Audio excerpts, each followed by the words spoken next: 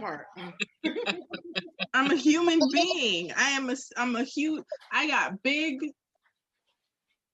goddess energy. Yeah. However, I am having a human experience. Absolutely. And I am flawed, and I am not perfect, and I don't aim to be, or I'm not trying to sell it. And so it's like, if I am being simple me, and you feel like I'm too good to be true, then that is your own projection. That's your own projection. And make no mistake, my flaws are pretty flawed. Okay, they're not even cookie cutter flaws. They pretty. Yeah, they some good old flaws. We're special over here. It's a whole experience for real over here. I'm not even gonna lie. Okay, but I don't want to project that this is going to be some type of fairy tale. Like, I do want something that's going to be authentic. You know what I mean? Friendship, tangible, everything. Like, it's real. Like, it's not going to be, a Cinderella story or whatever type of fairy tale that you want to make it. But just being authentic in that, I think, is the important thing. And I think it irks my soul when I see people who have a platform and don't use it authentically. It also worries me. Yeah. Also, because if we think about, especially the person that I have in mind, this is Black people. And Black people in general, we all need healing in different levels, right? Yeah. And so when we have people who just have this light that people naturally flock to for whatever reason, and it's being used out of ego or just like to fill this void that they don't know how to fill themselves, it's scary because we're depleting one another. Speak on it. And I'm, like, we have enough of that with the world. We don't need to do that to each other. And sometimes it's subconscious, and that's part of the problem. And so it's like, I've literally been thinking about like the concept of spiritual bypassing that occurs.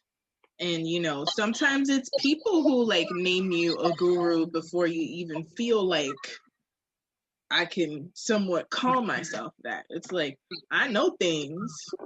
Right. And sometimes I can call myself a guru. That's cool. But like, we're still not Buddha, right? We're still not Jesus. I'm not prophet. You know what I'm saying?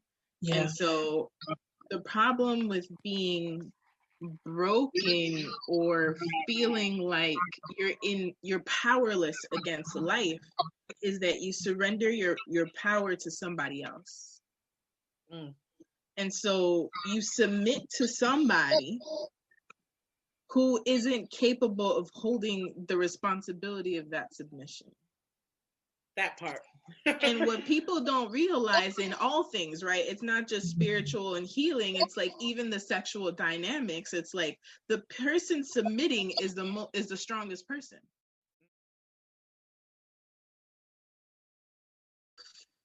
Not exhausted and depleted. Or not feeling withdrawals, like you need more, you need a hit. It's not a drug. That's not how this works. Yeah. If you're fiending for more healing after they leave, that ain't healing. That ain't healing. No. And when you start asking questions and they don't have certain answers. One thing is not knowing the answer and saying, hey, I haven't reached that part in my healing yet. And another thing is dead silence. Where it's like, I don't know how to be accountable about this. I don't know how to explain this because that's not what I'm trying to do here. When you start realizing a pattern, it's like, wait a motherfucking minute. This don't feel quite right. Why does it not feel right? I feel this way. And it's just a circle. You're put in a verbal or actionary circle and you get nothing. So I think at the end of the day, it's always when you feel more extracted from than poured into. Mm-hmm. When it's more I-centered also, you know what I mean? And not I as in me, I as in you. You know what I'm saying? If you're the healer, I shouldn't be hearing about you the whole time. We supposed to be talking about me right now. I shouldn't be talking about you. Yeah. Right. So I think that's another thing. Like if someone is more focused on what they've been doing and what they're going through, it's like, okay, that's cool. How does that help me in what I'm going through right now? Right. How does this connect? How do we get from A to Z? Is it equal? Like, is the interaction equal? You know, a lot of the experiences that I've had, there was nothing of me left when it was done. And so how in the hell are you healing me when ain't no me left? You took everything. Yeah. But you I can't sleep. Right, like I can't sleep while you're around. 1. I can't create while you're around. 2. Like all my chakras is blocked, bro. And then if you're actually being intimate and like in a romantic relationship with that person, and you can't even create, you don't even feel safe and grounded, you can't even express yourself around them because you're worried of losing that quote unquote light, there's something wrong there. You shouldn't consistently feel unworthy around this person that is supposed to be holding space and pouring into you. I also feel like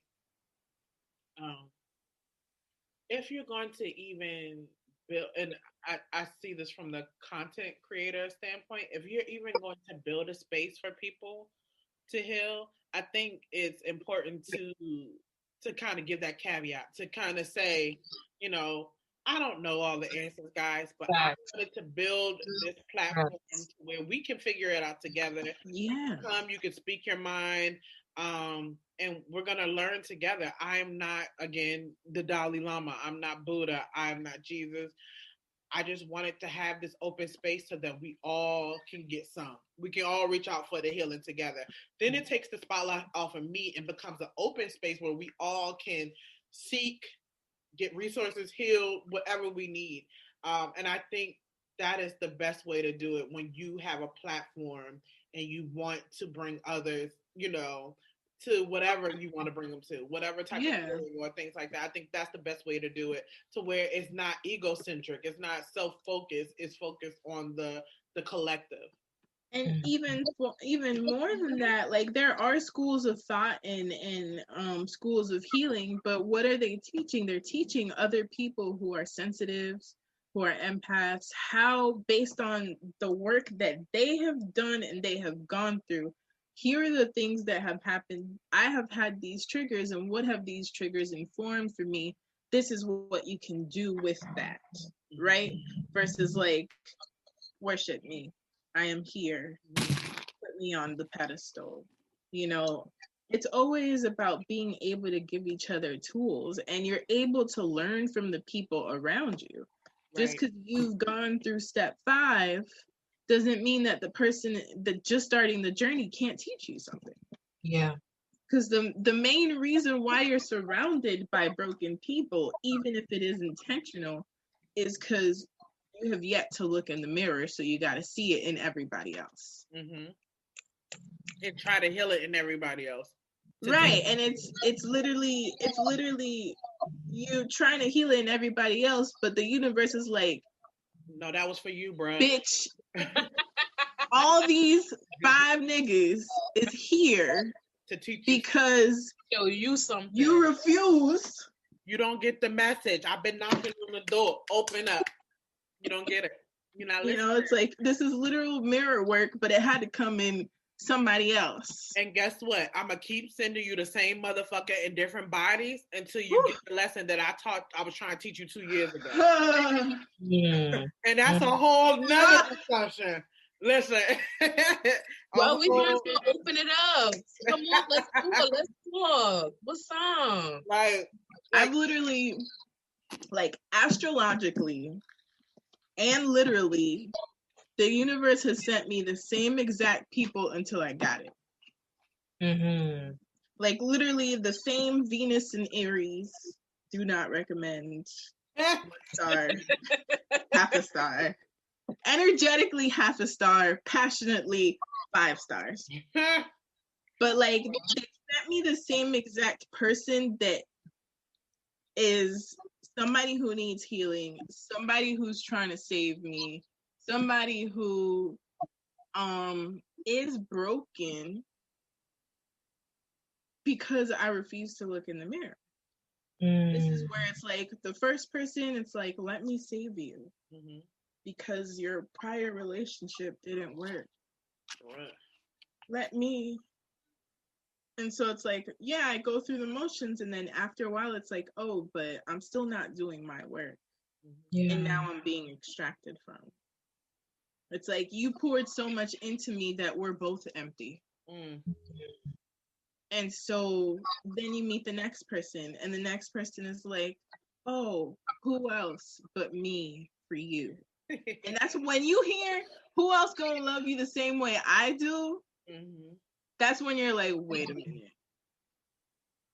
Because the answer should be me. Me. I'm gonna love me more than you could ever. Can you do that for yourself? But when you're not ready to deal with your own bullshit, listen, you gonna keep waiting for Prince Charming. Prince Charming is a lie. A whole ass lie. Homeboy coming on a horse to save you, he need to save himself. Like, we could both meet at the bridge and be like, all right, you know, we are here on this same plane. I don't have to be Rapunzel in this tower, and you don't have to be the knight. Right. We're pretending, we're both pretending. Right. Yeah. You know, like, they will keep sending the same person. And sometimes that person that they send is you. Unpack that. I've gone through so many relationships, and it didn't take me until the last one to realize I was fucking looking at me. And to get there, it was just like, oh, like, you know, that little like, yo, y'all are me. Y'all are fucking me in the worst motherfucking parts of me. Yeah.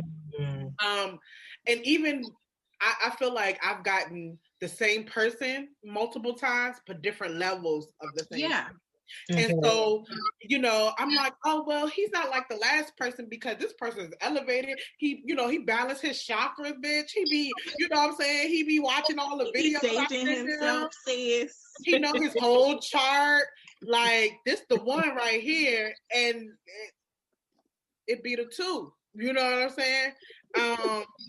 And literally they show you a mirror, like, up to yourself and be like, this is shit I was talking about 2 years ago. Remember you ran from this shit and I told you got to heal this shit and you didn't? Boom, there you go. Like, that's for you.